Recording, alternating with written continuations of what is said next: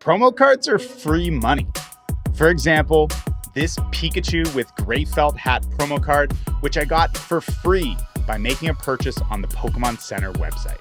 And in fact, I made 3 purchases and received 3 copies of this promo card. And by selling just one of them, I made all the money back from all 3 purchases and then some.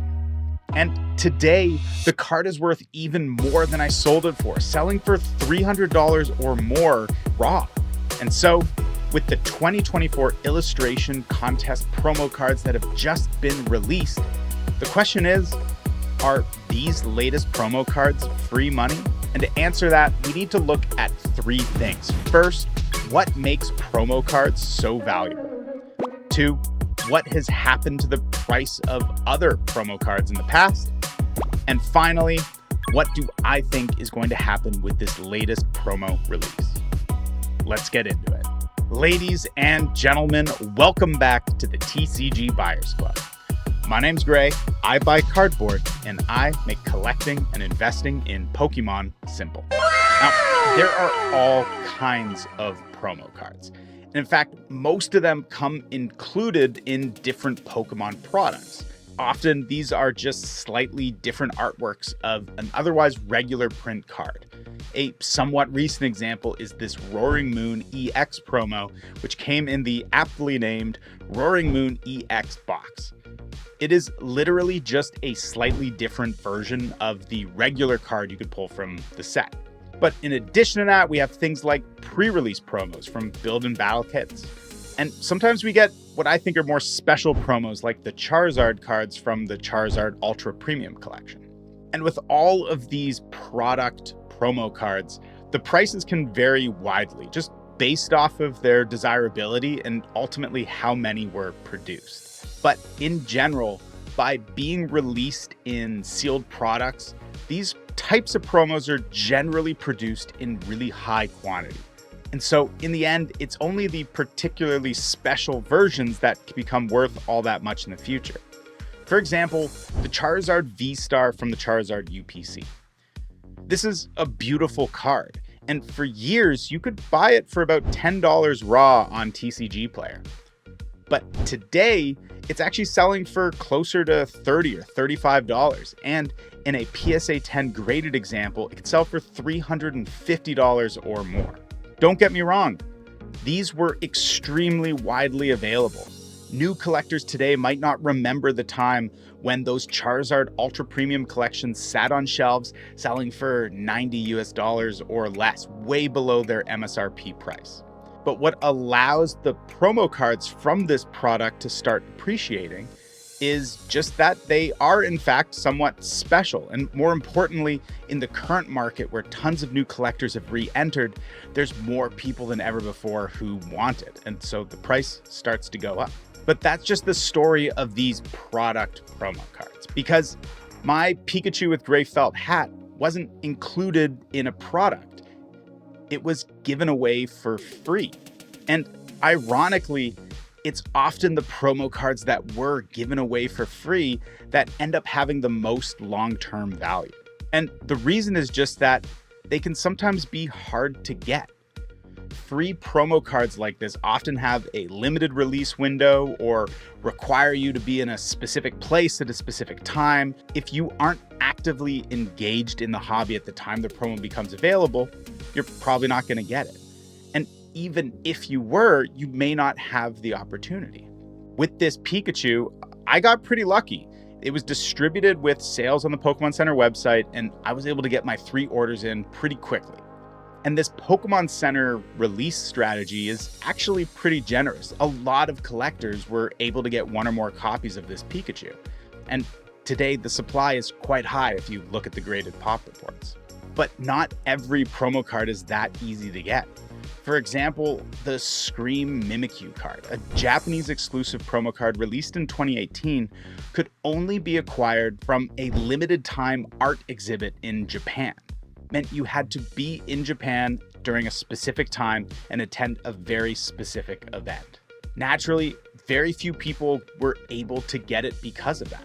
And today, this promo card sells for thousands of dollars raw and even more in a PSA 10 graded condition.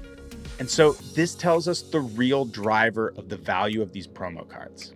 It's the limited supply that comes from these limited distributions and timeframes when you can get them. And with lower supply, if the card is popular enough, you end up with high prices. Which brings us to the latest illustration contest promo cards. Like the Pikachu with gray felt hat, these cards are being given out at the Pokémon Center with purchases. It suggests they should be pretty widely available because Pokémon generally doesn't do this type of release unless they plan to provide a lot of supply. And to understand what might happen after this release, I think we could just take a look at the 2022 promo cards for inspiration, which I have right here. These cards were released in the exact same way through the Pokémon Center, but they became available in 2023, and this simply wasn't a crazy time for Pokémon. I remember it was pretty easy for me to get my copies of these cards, and I think most collectors at the time found the same. And with these cards being so widely available, they always stayed relatively affordable after their release. Only recently have we started to see a small surge in price. But it is worth noting that the prices for these cards were never nothing.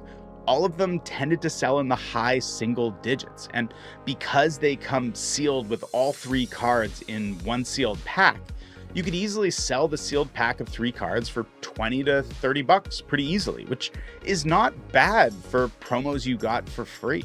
And so this brings us to the latest promo, the 2024 illustration contest winners. What's going to happen to them? Now, a disclaimer.